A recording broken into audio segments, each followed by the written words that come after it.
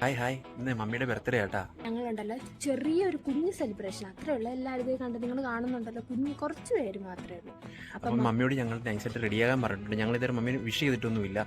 ഒന്ന് പുറത്ത് പോകാനാണ് പറഞ്ഞേക്കുന്നത്. അപ്പം മമ്മി റെഡി ആയിട്ട് ഇറങ്ങി വരും. മമ്മിയുടെ റിയാക്ഷൻ എന്താണെന്ന് നമുക്കറിയാവേ. ഒരു കേക്ക് മുറി മാത്രമേ ഉള്ളൂ, വലിയ കാര്യമായിട്ടൊന്നുമില്ല. മമ്മി അകത്തുനിന്ന് പുറത്തിറങ്ങുമ്പോൾ മമ്മിയുടെ റിയാക്ഷൻ നമുക്ക് നോക്കാം. സന്തോഷം അത്രേ ഉള്ളൂ. അപ്പോൾ വാ.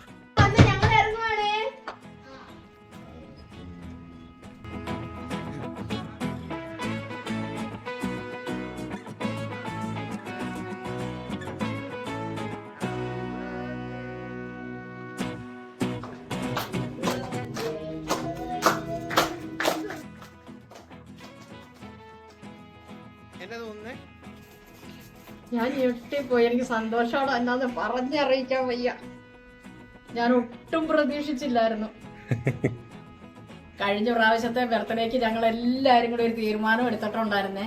ഇനിയിപ്പോൾ ഒരു ബർത്ത്ഡേയും ഞങ്ങൾ ഘോഷിക്കുന്നില്ല, ഇനി 60ാമത്തെ ബർത്ത്ഡേ ഘോഷിക്കുന്നുള്ളെന്നൊക്കെ പറഞ്ഞുകൊണ്ടിരുന്ന കാരണം ഞാൻ പോലും ഈ ജൂൺ 22 മറന്നുപോയി ഇരിക്കുമായിരുന്നു. പക്ഷെ ഇതിപ്പോൾ ഞാൻ ഞെട്ടിപ്പോയി. അപ്പം ഞാൻ ഇതിപ്പോൾ എന്നാന്ന് എൻ്റെ പിള്ളേരോട് ചോദിക്കേണ്ടത്, എനിക്ക് പറഞ്ഞറിയിക്കാൻ വയ്യാന്നേ.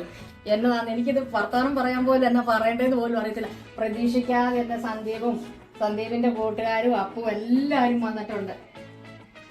പക്ഷെ ഇവർ പറയാതെ ചെയ്തത് കാരണം എപ്പോഴും ഞാൻ എൻ്റെ തൊട്ടടുത്തുള്ള അശോമയോടും ബിന്ദുവിനോടും എല്ലാം ഞാൻ പറയുന്നതായിരുന്നു. പക്ഷെ ഈ പ്രാവശ്യം അങ്ങനെയൊന്നും ആരോടും പറഞ്ഞില്ല. മണിക്കുട്ടന്റെ പ്രിയ കൂട്ടുകാരൻ അച്ചുക്കുട്ടൻ മാത്രമേ ഇത് പുറത്തുനിന്ന് പറഞ്ഞിട്ട് വന്നിട്ടുള്ളൂ ഞങ്ങൾക്ക്. പിന്നെ ഇതേണ്ട ഞാൻ എപ്പോഴും പാപ്പു എന്ന് പറയല്ലേ, പാപ്പക്കുട്ടിയും വന്നിട്ടുണ്ട്. മോളെ, ഇതാണ് പാപ്പുവിന് വേണ്ടിയിട്ട് ഞാൻ പാട്ട് പാടുന്നൊക്കെ പറയുകയല്ലേ. അപ്പൊ ഇതാണ് എന്റെ പാപ്പു. നമുക്ക് എല്ലാവർക്കും കേക്ക് കൊടുക്കാം.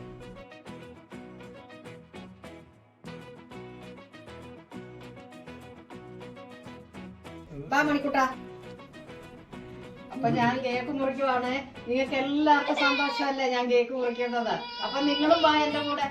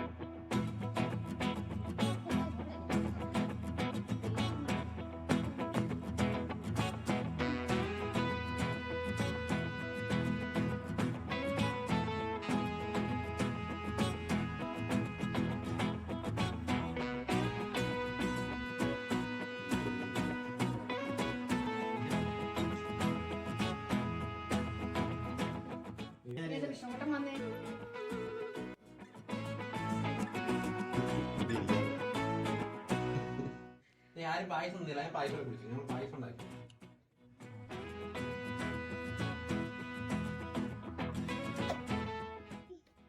ഇപ്പൊ ഞാൻ മാത്രമല്ലേ പായസം കൊടുത്തുള്ളൂ, അപ്പൂവിനും കൂടെ പായസം കൊടുക്കാം കേട്ടോ.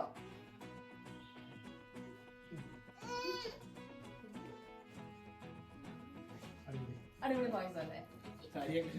അപ്പൊ എന്റെ ബർത്ത്ഡേ ആയിരുന്നു. എന്റെ ബർത്ത്ഡേക്ക് എന്നെ വിളിച്ച് വിഷ് ചെയ്ത് എല്ലാവർക്കും ഒരുപാട് സ്നേഹം, നന്ദി കേട്ടോ. അപ്പൊ നമുക്ക് വൈകിട്ട് 9 മണിക്ക് നമുക്ക് ലൈവിൽ എല്ലാവർക്കും വീണ്ടും കാണാം കേട്ടോ. എന്റെ അപ്പൂന്റെ ബർത്ത്ഡേ ഗിഫ്റ്റ് എന്നതാണ് നിങ്ങൾ ഇപ്പൊ കണ്ടോ കേട്ടോ.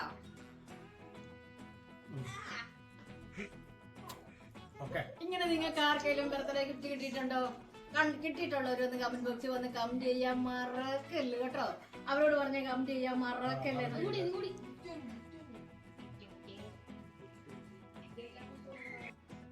ഇതാണ് 2 റിംഗ് ആണ് എന്റെ അച്ചുക്കൂട്ടന്റെയും എന്റെ മണിക്കൂട്ടന്റെയും ഗിഫ്റ്റ് ആട്ടോ. ഇത് ഇനി അടുത്ത ദിവസം ഇട്ടോണ്ട് വന്ന് ഞാൻ ഇരിക്കാം കേട്ടോ.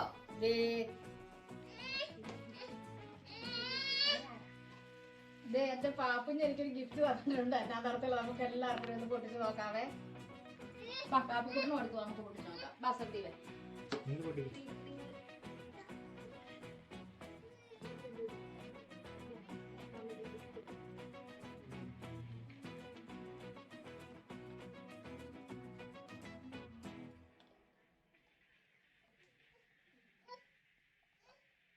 ഓ ഇത് വെപ്രാളം കാരണം ഇത് വിട്ടു പോണു.